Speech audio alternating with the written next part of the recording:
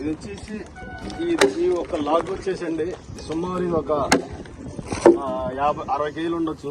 సన్న లాగ్ ఉంది ఇది వచ్చేసి అక్కడ వరకు వచ్చేసి ఆ జాయింట్ దగ్గర వరకు ఆ పైన వచ్చేసి ఏ గ్రేడ్ కింద వస్తుంది. అక్కడ నుంచి ఇదంతా కూడా సి గ్రేడ్ కింద వస్తుంది. అట్లాగే ఈ దొంగ వచ్చేసి ఈ బి గ్రేడ్ కింద వస్తుంది. అంటే ఇక్కడ సగం వరకు మంచిగా ఉంది, పైన బాగాలేదు కాబట్టి బి గ్రేడ్ కింద వస్తుంది. ఇదైతే కనుక సి గ్రేడ్ కింద వస్తుంది.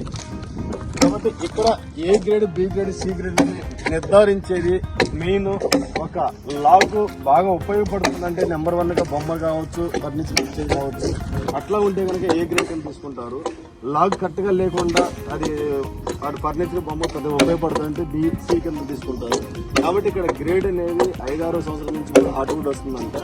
కానీ మన 15 ఏళ్లలో కలర్ అయితే వస్తుంది, హార్డ్వుడ్ కొంచెం తక్కువ వస్తుంది.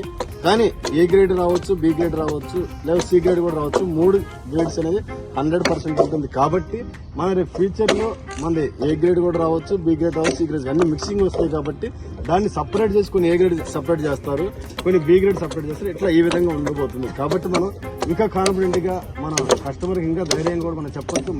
మనకు కాన్ఫిడెంట్ కూడా వచ్చిందండి. Thank you. ఇది వచ్చేసి బి గ్రేడ్. ఇదంతా కూడా ఆల్మోస్ట్ మధ్య వరకు ఏ గ్రేడ్ వస్తుంది.